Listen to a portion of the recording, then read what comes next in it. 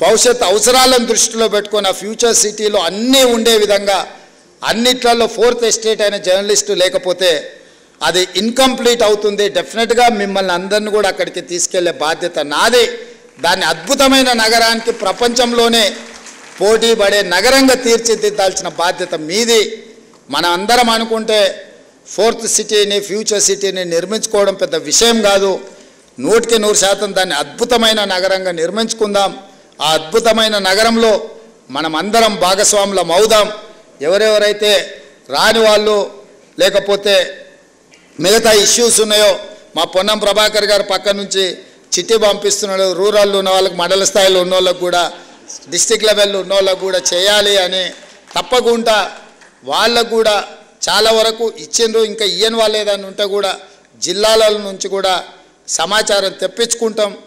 వాళ్ళందరినీ కూడా గౌరవప్రదంగా మీ వృత్తిలో మేము జర్నలిస్ట్ అని మీరు గౌరవంగా చెప్పుకునే విధంగా మీ అవసరాలను, మీ సమస్యల్ని పరిష్కరించడానికి ఈ ప్రభుత్వం పనిచేస్తుంది. చివరగా నా విజ్ఞప్తి ఒక్కటే, రాజకీయ నాయకులు, పాత్రికేయ మిత్రులు ఒకరినొకరిని గౌరవించుకున్నప్పుడు ఈ సమాజం మనల్ని గౌరవిస్తుంది. కించపరిచిన మీరు మమ్మల్ని కించపరిచినట్టు రాతలు రాసిన ఇది ఇరుపక్షాలకు నష్టము. మా వృత్తి ధర్మాన్ని మేము నెరవేరుస్తాం, మీ వృత్తి ధర్మాన్ని మీరు నెరవేర్చండి. తప్పకుండా మళ్ళీ మీ సమస్యల పరిష్కారం కోసం అదేవిధంగా ఒక కమిటీని ఏర్పాటు చేసి తర్వాత డీటెయిల్గా డిస్కషన్ చేయడానికి మా మిత్రుడు శ్రీనివాసరెడ్డి గారికి బాధ్యతలన్నీ అప్పచెప్తున్నా.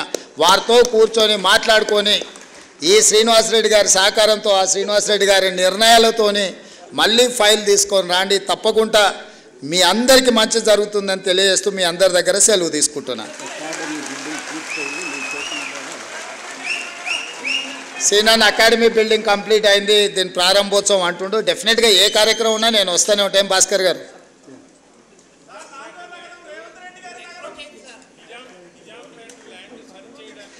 డెఫినెట్గా వంశీ చెప్పింది నాకు గుర్తుంది. అంచనా తెచ్చుకున్నాక దాన్ని ఏం చేయాలనో చెప్తా. రెండు ఏదున్నా మీకు ఇచ్చిన భూమితో పాటు మీకు చేయగలిగిన సాయం ఇట్లా మీరు మీ గురించి చెప్తారు. మీతో పాటు నేను కూడా హౌసింగ్ సొసైటీలో సభ్యుని, మా ఇంట్లో వస్తే అంటున్నారు వాళ్ళకి పట్టాలు ఇచ్చినాగా నీళ్లు పట్టా ఎప్పుడు వస్తుంది అని. ఎమ్మెల్సీగా నేను కూడా 10 లక్షలు కట్టినా, నేను కూడా అందులో సభ్యుని. నా ఇంటి పట్టా రాలా, కానీ మీ ఇంటి పట్టా క్లియర్ చేసినాము.